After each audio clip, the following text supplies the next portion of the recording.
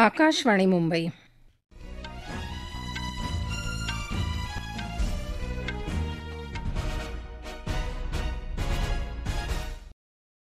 विजया सहजराव बातम्या देत आहे. ठळक बातम्या. 9व्या P20 बैठकीचा समारोप. प्रधानमंत्री नरेंद्र मोदी यांच्या हस्ते आज संध्याकाळी मुंबईत आंतरराष्ट्रीय ऑलिम्पिक संघटनेच्या 141व्या बैठकीचं उद्घाटन. ऑपरेशन अजयद्वारे आणखी 235 भारतीयांचं इस्रायलमधून आगमन. भारत आणि श्रीलंकेदरम्यान प्रवासी जलवाहतुकीला प्रारंभ. शारदीय नवरात्रोत्सवासाठी सर्वत्र जय्यत तयारी. आणि एकदिवसीय विश्वचषक क्रिकेट स्पर्धेत आज भारत पाकिस्तान लढत. G20 देशांच्या संसद अध्यक्षांच्या 9व्या बैठकीचा म्हणजेच P20चा समारोप आज लोकसभा सभापती ओम बिर्ला यांच्या भाषणाने झाला. ही बैठक नवी दिल्लीत यशोभूमी इथं झाली. बैठकीच्या आजच्या दुसऱ्या दिवशी स्त्री पुरुष समानता, महिलांच्या नेतृत्वाखालील विकास तसंच डिजिटल समाज माध्यमांच्या वापरानं लोकांच्या जीवनात होणारं परिवर्तन या विषयांवर 2 सत्रात चर्चा झाली. बैठकीच्या समारोप सत्रात लोकसभा सभापती ओम बिर्ला यांनी P20 परिषदेच्या अध्यक्षपदाची सूत्र ब्राझीलकडे सुपूर्द केली. 2 दिवसांच्या या बैठकीची सुरुवात कालपासून झाली. या बैठकीचं उद्घाटन प्रधानमंत्री नरेंद्र मोदी यांनी केलं होतं. कालच्या पहिल्या दिवशी G20 देशांच्या संसद अध्यक्ष आणि उपाध्यक्षांनी एक संयुक्त ठराव मंजूर केला होता.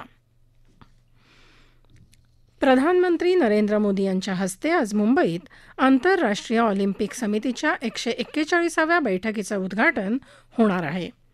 आगामी ऑलिम्पिक स्पर्धांशी संबंधित अनेक महत्त्वाचे निर्णय या बैठकीत घेतले जातात. 40 वर्षांच्या दीर्घ कालावधीनंतर दुसऱ्यांदा भारतात ही बैठक होत आहे. यापूर्वी 1983 मध्ये नवी दिल्ली इथं या समितीची 86वी बैठक झाली होती.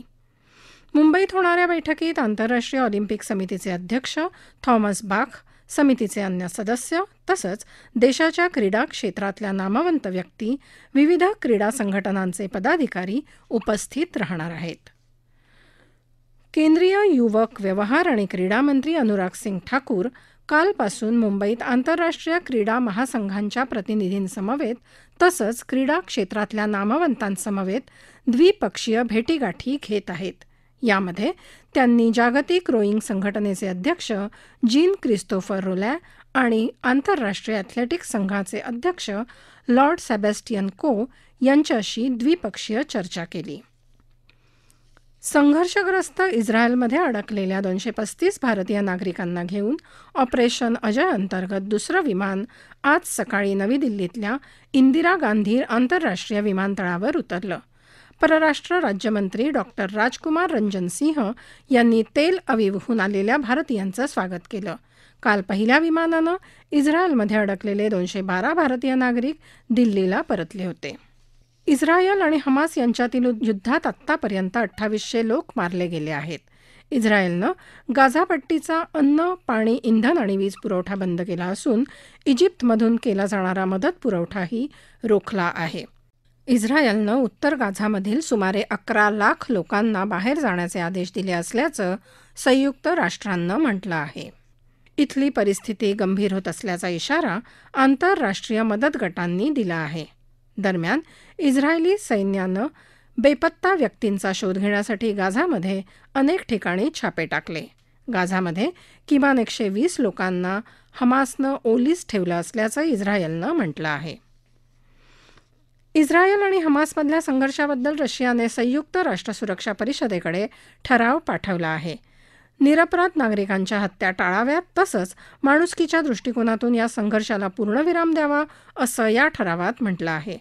ओलीस ठेवलेल्यांची सुटका, मानवाधिकार संस्थांमार्फत मदतीला वाव आणि आवश्यकता असल्यास नागरिकांना सुरक्षित स्थळी हलवणं या आवश्यकतांचा उल्लेखही ठरावात आहे.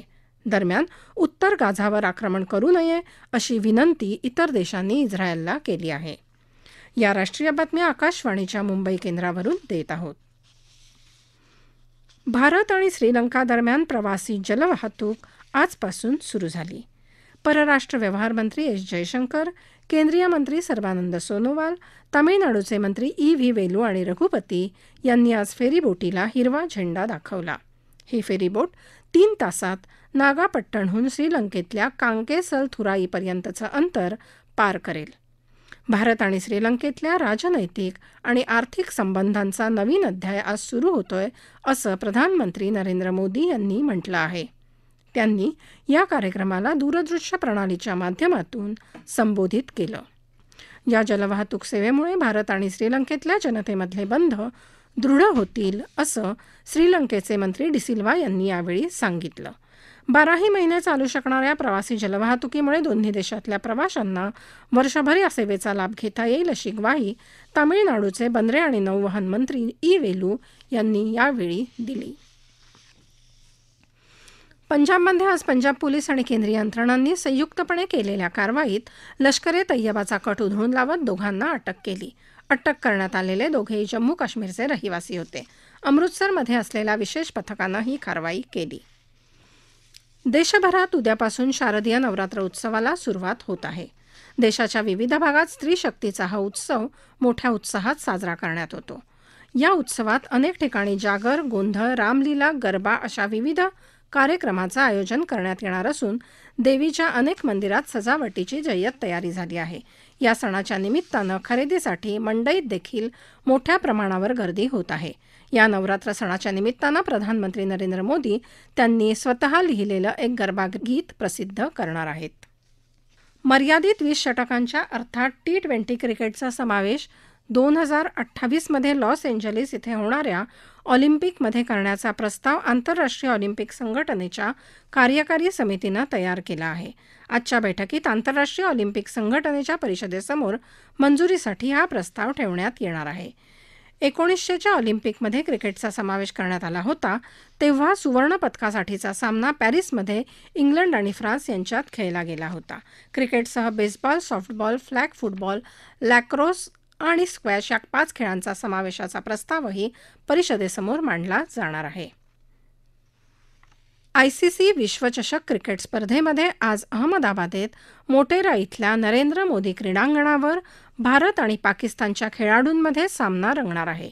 या सामन्यादरम्यान किंवा नंतरही कोणत्याही प्रकारची अनुचित घटना घडू नये याची काळजी घेण्याचे निर्देश गुजरातच्या पोलीस महासंचालकांनी दिले आहेत. जिल्हा पोलीस प्रमुखांना सावधगिरी बाळगण्याचे आदेश दिले आहेत. त्याशिवाय हा सामना खेळला जात असताना राष्ट्रीय सुरक्षा दल, धडक कृती दल, राष्ट्रीय आपत्ती निवारण दल तसंच गुजरात पोलीस दलाचे 6,000हून अधिक कर्मचारी अहमदाबादेतल्या संवेदनशील विभागांमध्ये तसंच मोटेरा आणि क्रीडांगणाच्या परिसरात तैनात असतील. आत्तापर्यंत झालेल्या 2 सामन्यात भारत आणि पाकिस्ताननं प्रत्येकी 4 गुण मिळवले आहेत. सामना 2 वाजता सुरू होईल. भारतानं नाणेफेक जिंकून प्रथम क्षेत्ररक्षण करण्याचा निर्णय घेतला आहे. दरम्यान चेन्नईच्या चेपॉक मैदानावर काल झालेल्या सामन्यात न्यूझीलंडनं बांगलादेशचा 8 गडी राखून पराभव केला. न्यूझीलंडने आत्तापर्यंत खेळलेले सर्व 3 सामने जिंकले आहेत, तर बांगलादेशनं 3 सामन्यांपैकी 1 जिंकला आहे. ठळक बातम्या पुन्हा एकदा. 9व्या T20 बैठकीचा समारोप. प्रधानमंत्री नरेंद्र मोदी यांच्या हस्ते आज संध्याकाळी मुंबईत आंतरराष्ट्रीय ऑलिम्पिक संघटनेच्या 141व्या बैठकीचं उद्घाटन. ऑपरेशन अजयद्वारे आणखी 235 भारतीयांचं इस्रायलमधून आगमन. भारत आणि श्रीलंकेदरम्यान प्रवासी जलवाहतुकीला प्रारंभ. शारदीय नवरात्रोत्सवासाठी सर्वत्र जय्यत तयारी. आणि एकदिवसीय विश्वचषक क्रिकेट स्पर्धेत आज भारत पाकिस्तान लढत. आकाशवाणीच्या बातम्यांसह जगभरातल्या बातम्या तुम्ही ट्विटरवर AIRnews_मुंबई या हँडलवरही दिवसभर पाहू शकता. याबरोबरच आकाशवाणी मुंबई केंद्रावरचं हे राष्ट्रीय बातमीपत्र संपलं. नमस्कार.